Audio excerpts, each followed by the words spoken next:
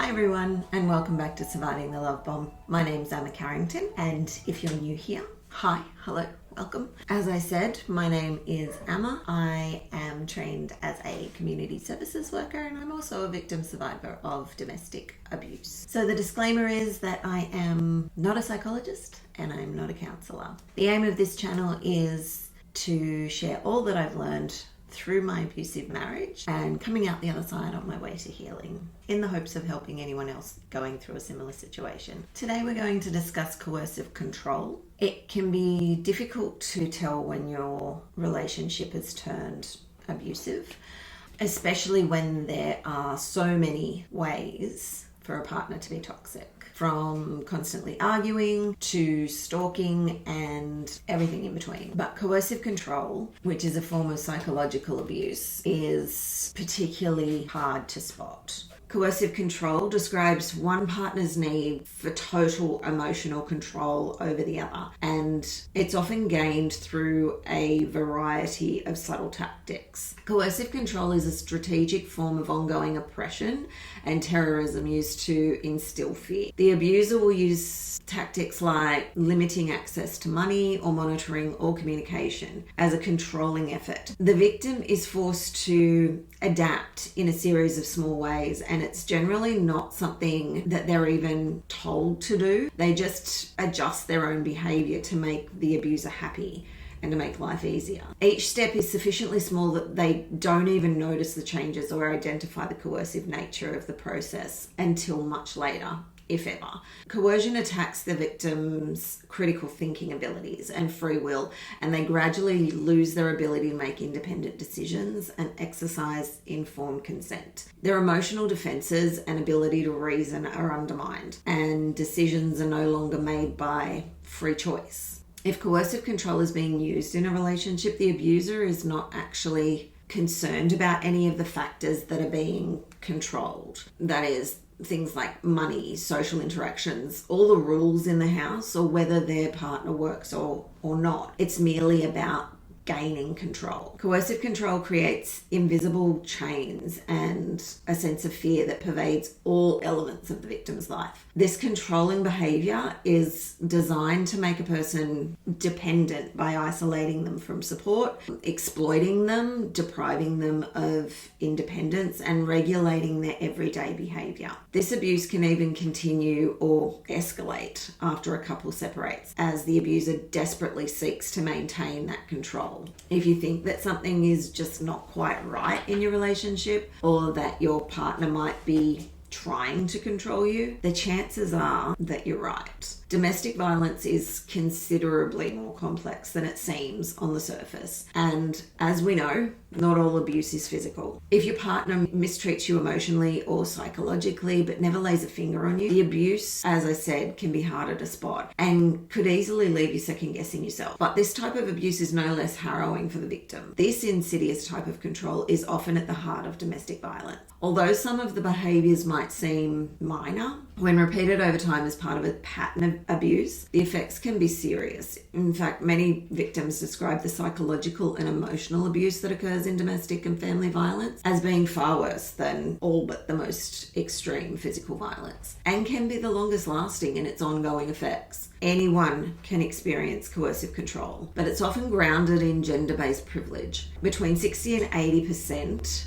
of women who are seeking assistance for abuse have experienced coercive control. It's also now widely recognised that the level of control in such relationships is a predictor of severe and fatal violence. For example, in a review of domestic violence-related homicides in New South Wales, it was found that in 99% of cases, the relationship was characterised by the male abuser's use of coercive controlling behaviours towards the victim, and in many instances, the first act of physical violence was homicide. Most women who are killed by their partners or ex-partners have previously been victims of coercive control, and a history of coercive control is an even more important predictor of intimate partner homicide than a past history of physical violence in the relationship. So what are the signs of coercive control? Firstly, isolation. The first step to gaining control is divide and conquer. So abusers often attempt to isolate you from friends and family or any type of support system in order to achieve total power. If your partner starts to say negative things about your family, this is pretty much the first red flag. An abuser will often start making things difficult between your family and or friends. They may start making comments about them and create an issue around you seeing them. Abusers like to act the victim. So they'll insinuate that it's your friends and family who are the ones who have a problem with them, and then try to make you feel like you need to stand up for them and be on their side. They may also prevent you from going to work or school. The reason for this is that the abuser doesn't want their victim to be getting any other opinions or perspectives on the relationship. You may find that the abuser will insert themselves into your relationships and start to take them over, edging you out of these relationships and telling people not to speak with you. There are a few ways that they can isolate you, suggesting shared social media accounts for convenience, moving you away from your family so it's harder to visit them, fabricating lies about you to others, monitoring your phone calls with your family and cutting things off if anyone tries to intervene or give advice, convincing you that your family hates you and doesn't want to talk to you. Secondly, you're exhausted. The abuser employs techniques such as repetition of routines, sleep restriction, extended exposure to audio or visual stimulation. They may also induce emotional exhaustion, either by long-winded, deep and meaningful conversations intended to drain you, or arguments that last for hours on end and resolve nothing. Dealing with the intensity of coercive control can take its toll on your overall well-being. Thirdly, your partner relies on you for everything. One misconception about coercive control is that it's always aggressive or overbearing. Sometimes your partner can control through reliance instead, which includes acting as if they're incapable of taking care of themselves at all. When that's the case, your partner looks to you to solve all their problems. They rely on you to the point where you literally have to run their lives and do everything for them. Since they seem helpless instead of domineering, it makes it difficult to spot how toxic this situation really is. But their goal is still to gain power by basically having you do everything. Examples might be not being able to do their own taxes, write their own resume, list their own things for sale on Facebook Marketplace, or call in sick for work. Fourthly, financial abuse. This occurs when a person controls their partner's access to money and does not allow them to make financial decisions. This can leave a person without food or clothing and make it harder for them to leave the relationship. It's also a way for the abuser to restrict their victim's freedom. Some ways they'll try to exert financial control include placing you on a strict budget that barely covers the essentials, such as food or clothes, limiting your access to bank accounts, hiding financial resources, restricting access or knowledge of property and assets, preventing you from having a credit card, rigorously monitoring what you spend, joint bank accounts, or putting you on an allowance. Fifthly, involving family, children, or pets. The controlling person may use children or family pets as another means of controlling their partner. They may do this by threatening the victim, their children, extended family, or pets. This is to intimidate the victim and to make them afraid, so they'll do whatever the abuser says to ensure their family's safety. Once the abuser knows this tactic works, they'll keep threatening this to ensure that they get what they want. These threats can look like making violent threats against you and those you love, threatening to call social services and say your children are neglected or abused when they're not, intimidating you by threatening to make important decisions about children without your consent, threatening to kidnap your children or to get rid of a pet, threatening to take sole custody of the children if you leave. Sixthly, making threats and being intimidating. The abuser may threaten physical violence, self-harm, or public humiliation. For example, a person trying to control their partner may threaten to hurt themselves or commit suicide. if their partner tries to leave, or threaten to release sexually explicit images or personal data online. The controlling person may also break household items or their partner's sentimental belongings in an attempt to intimidate and scare them. Number 7 on the list would be micromanaging and monitoring. It may seem caring if your partner shows an interest in your fashion choices or likes to know where you are at all times, but if they're telling you how to dress or where to go, this is a common sign of coercive control. Victims become conditioned to what the abuser wants after a time, such as how much they eat, sleep, and what they wear. The victim loses their identity and the capacity to make a decision on their own. This type of manipulation can break the victim down until they're no longer capable of thinking for themselves. The controlling person may also demand or gain access to the partner's computer, mobile phone, or email account, and they may also try to convince their partner that they want to check up on them because they love them so very much. However, this behavior is not part of a healthy or loving relationship. Abusers like to be in control at all times, and they do this by tracking the victim's activity. They will monitor where you are going, who you're going out with, for how long, your social media activity, and who you're talking to on the phone and online. In extreme circumstances, they may even install cameras in the house or spyware on your devices, or put tracking devices on your car. If the victim is made aware of these things, their purpose is to keep the victim on edge so they know that they are always being watched. Number 8 on the list is constantly criticizing and insulting you. Insults serve to undermine a person's self-esteem. This may involve name calling, highlighting a person's insecurities, or putting them down and humiliating and degrading them. Eventually, the person experiencing this abuse may start to feel as though they deserve the insults, while the victim is losing their confidence and looking to the abuser for validation.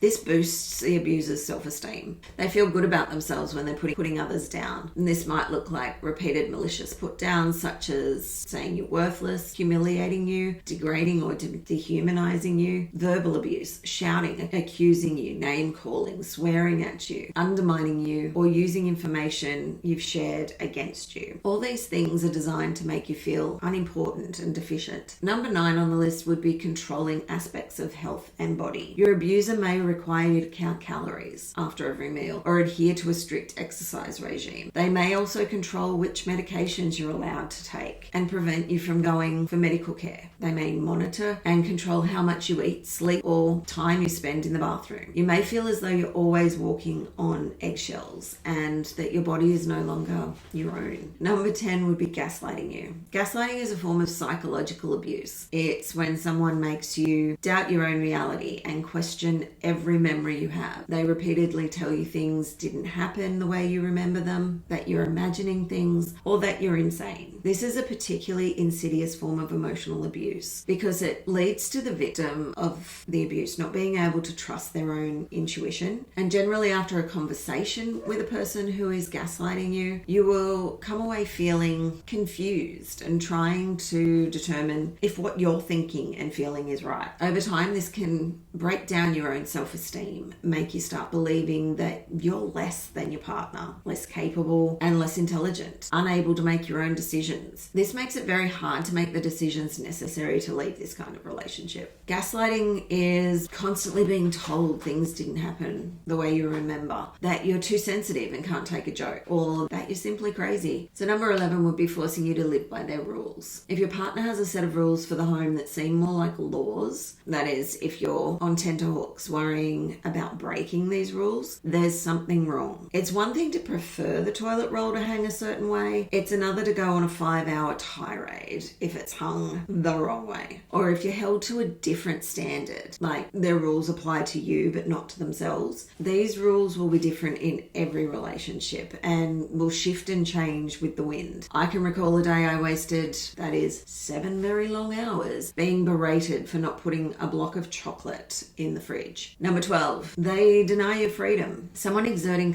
coercive control may try to control your freedom of movement and independence. Some methods may include not allowing you to go to work or school, restricting your access to transportation or disabling vehicles, stalking your every move when you're out, taking your phone and changing all your passwords, taking keys, things like that. Number 13, regulating your sexual relationship or using sexual coercion. Abusers might nag you for sex, or they may outright make demands about the amount of times you have sex each week and the kinds of activities that you perform. They may also demand to take sexual pictures or videos of you, or refuse to wear a condom, or they may just carry out other acts that make you feel uncomfortable. Sexual coercion occurs when the abuser manipulates their partner into unwanted sexual activity. They may use pressure, threats, guilt tripping, or other lies to coerce the victim into having sex. Number 14 would be parental alienation. If you have children, either with the abuser or with someone else, they may try to weaponize the children against you by telling them you're a bad parent or belittling you in front of them. They may work to convince your child to reject or disobey you. This attitude can create a rift in the relationship with your child and may make you feel powerless. Number 15 would be making jealous accusations. We in today's society have been mistakenly taught that jealous behavior is a sign that someone really cares. But being constantly accused of something you haven't done can be incredibly damaging to your sense of self, and is another way for abusers to exert control over you. When an abuser is accusing their victims of things and being extremely jealous, it's often a projection of their own behavior. Jealousy stems from ownership. Abusers believe they own their victims, and when the victim is getting attention or admiration elsewhere, they will not like that, because it may empower their victim, have them seeing they're worthy after all, and they fear this will give them the self-esteem and strength to walk away from the abusive relationship. So that is 15 common signs of coercive control. It's exhausting just running through them, so thanks for sticking with me.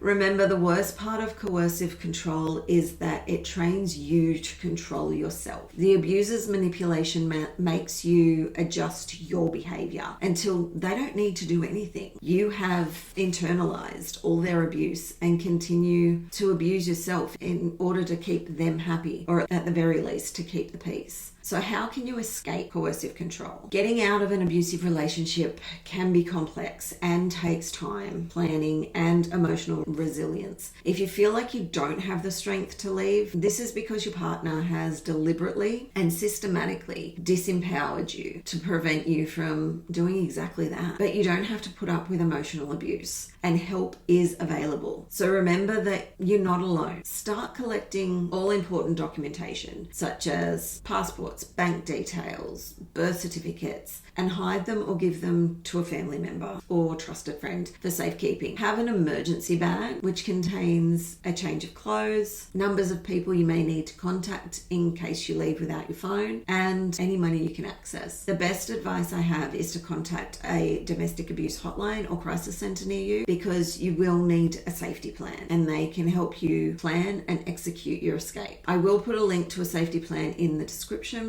bar of this video, but I really do hope that you reach out for some extra help, because it can be a tough time to navigate and it can also be really dangerous. As always, if there's any way I can be of assistance in finding local resources for you, please don't hesitate to contact me. My email is in the description box below, or come over and join our private Facebook group, Surviving the Love Bomb. If you're finding this content valuable, please don't forget to like and subscribe so you don't miss any future videos, because I upload every Tuesday. And until next time, please look after yourselves and be kind to one another.